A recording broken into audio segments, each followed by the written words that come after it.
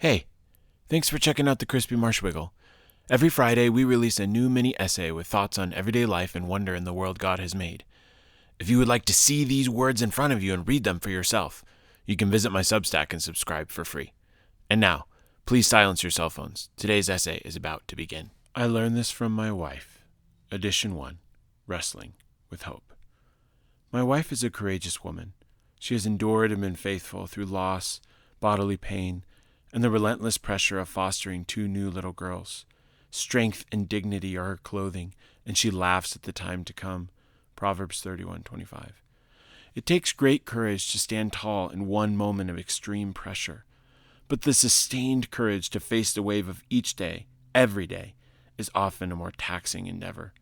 M uses a phrase to encapsulate the daily battle to keep on seeing clearly, to continue to view life through the eyes of faith. She wrestles with hope. This can be taken 2 ways. We can wrestle with the idea of hope, wondering how we can have hope for this life when it seems that a sucker punch may be just around the corner. The loss of a child, a debilitating illness, or a broken friendship are just a couple of the deep hardships that afflict both the just and the unjust. This wrestling with hope can be discouraging. One fears to poke her head above the wave, hoping that the worst has passed. But how can we know? There's no guarantee that the next wave will not be bigger, harder, and more shocking. The fear of what may come is burdensome because it is completely unknown. How do we face this gauntlet of trials? The answer? We wrestle with hope. The second definition of wrestling with hope is one that I see taking root and blossoming in my wife. She fights each morning and tackles each daily wrestle with hope.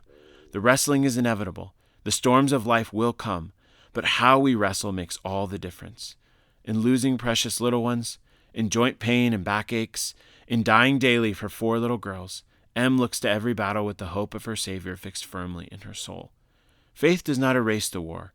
The armor must go on, the muscles must be exercised, and the weapons must be wielded. We run to win the prize, 1 Corinthians 9:24. We run with hope.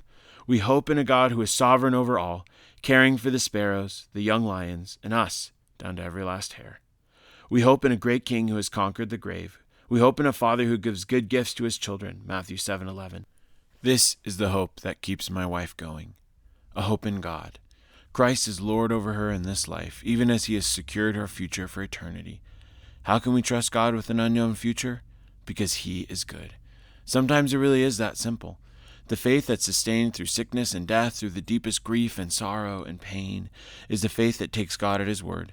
He truly is as great as the Bible declares him to be. He is far more magnificent than we can imagine, and hope in that God is enough. Enough for the daily grind, and enough for the massive onslaught and crushing pains. My wife taught me that.